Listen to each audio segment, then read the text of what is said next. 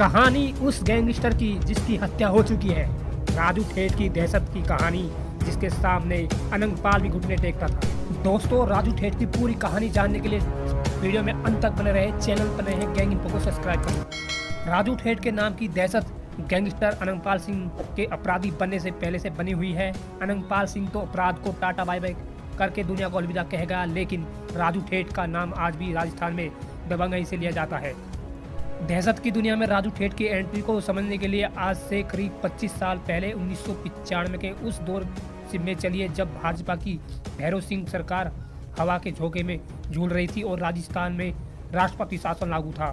सीकर जिले के SK college उस समय शेखावटी के राजनीति का केंद्र हुआ करता था। इसी कॉलेज में भाजपा के छात्र संगठन एबीपी के कार्यकर्ता गोपाल फोगावट का दबदबा हुआ करता था। गोपाल फोगावट शराब के धंधे से जुड़ा हुआ था, जिसके चलते राजू ठेठ भी फोगावट की शरण में चला गया। अब राजू ठेठ भी फोगाट की छांक तले शराब का कारोबार करने लगा और इसी दौरान राजू ठेठ की मुलाकात बलबीर भानुवाड़ा से हो जाती है। भानुड़ा दूध का व्यापार करता था, लेकिन राजू ठेठ से मुलाकात के बाद भानुड़ा को खूब पैसा कमाने की लत लगी और राजू ठेठ के साथ मिलकर शराब का कारोबार करने लगा। साल 1998 में बलबीर भानुड़ा और राजू ठेठ ने मिलकर सीकर में भेवाराम हत्याकांड को अंजाम दे दिया और यहीं से शेखावटी में गैंगवार की शुरुआत हो गई। 1998 से लेकर 2004 तक भानुड़ा और राजू ठेठ ने शेखावटी में अपनी दहशत इस प्रकार कायम कर दी कि अगर कोई शेखावटी में शराब जैसे अवैध धंधों से जुड़ा है और अगर वो ठेठ और बलबीर भानुड़ा की हजूरी नहीं करता तो समझो उसका खेल खत्म होना निश्चित है। अब साल आया 2004 का। वसुंधरा राजे राजस्थान के सिंहासन पर बैठी है। राजस्थान को शराब के ठेकों की लॉटरी निकाली गई, जिसमें जीर्ण माता में शराब की दुकान राजू ठेठ और बलबीर भानुवाड़ा को मिली। दुकान शुरू हुई और उस पर बलबीर भानुवाड़ा का साला विजय सेल्समैन के तौर पर रहने लगा। दिन भर में हुई शराब की खपत का हिसाब शाम को विजयपाल भानुवाड़ा और राजू ठेठ दोनों को देता था। दुकान से जिस प्रकार की बचत राजू ठेठ चाहता था वो बचत उसे मिल नहीं रही थी। ठेठ को लगा कि विजयपाल दुकान की शराब बेचने की बजाय ब्लैक में शराब बेचता है। इसी बात को लेकर राजू ठेठ और विजयपाल में कहासुनी हो गई। वो कहासुनी इस हद तक बढ़ गई कि राजू ठेठ ने अपने साथियों के साथ मिलकर विजयपाल की हत्या कर दी। विजयपाल की हत्या के बाद राजू ठेठ और बलबीर भानुवाड़ा की दोस्ती अब दुश्मनी में बदल गई। भानुवाड़ा अब अपनी साले विजयपाल की हत्या का बदला लेने का उतारू हो गया और राजू ठेठ से दोस्ती तोड़ ठेठ के खून का प्यासा हो गया। राजू ठेठ पर गोपाल फोगाट का हाथ था, इसलिए ठेठ से बदला लेना इतना भी आसान नहीं था। बदला लेने के लिए बलबीर भानुवाड़ा ने नागौर जिले के सावरात गांव में रहने वाले अनंगपाल सिंह के हाथ मिला लिया। अनंगपाल जो राजनेता से धोखा खाया, खुद नेताओं से बदला लेने की आग में सुलझा रहता था। बलबीर भानुवाड़ा और आनंदपाल सिंह दोनों ने दोस्ती कर ली और दोनों ने अपने बदले पूरे करने की कसम खा ली। राजू ठेठ आर्थिक रूप से आनंदपाल और बलबीर भानुवाड़ा के मुकाबले मजबूत था।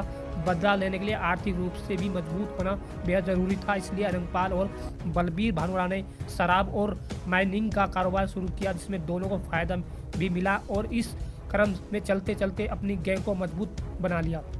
आनंदपाल और बलबीर भानुवाड़ा राजू ठेठ के शराब के भरो ट्रकों को लूटने लगे, जिसके चलते ठेठ को आर्थिक रूप से संकट झेलना पड़ा। अब कड़कती गर्मी का जून 2006 आया।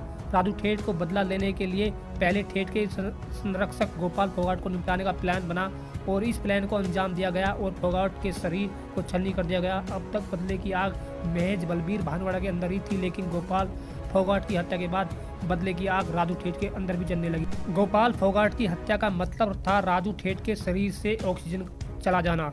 अब मानो फोगाट की चिता पर राजू ठेठ ने भानुवाड़ा को खत्म करने की कसम खा ली और दूसरी ओर बलबीर भानुवाड़ा अपने साले विजय की हत्या के वक्त ही ठेठ के खून का प्यासा हो गया था।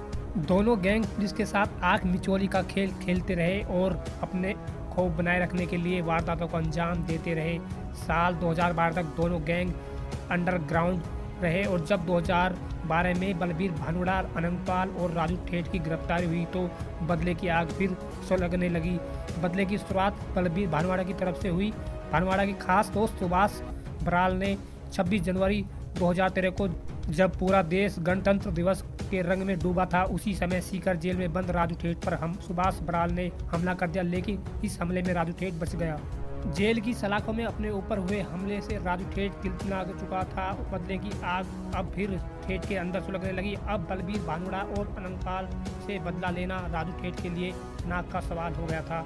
हमले के बाद राजू ठेठ ने अपनी गैंग की कमान अपने भाई ओम प्रकाश उर्फ ओमा ठेठ को सौंप। इसी दौरान आनंदपाल और बलबीर भानवड़ा बीकानेर जेल में बंद थे। संयोग में ओमा ठेठ का साला जयप्रकाश और रामप्रकाश भी बीकानेर जेल में ही बंद थे। बदला लेने के लिए दोनों के पास हथियार पहुंचाए और 24 जुलाई 2014 को बीकानेर जेल में बलबीर भानवड़ा और आनंदपाल पर हमला बोल दिया गया। इस हमले में आनंदपाल तो बच गया, लेकिन बलबीर भानवड़ा मारा गया।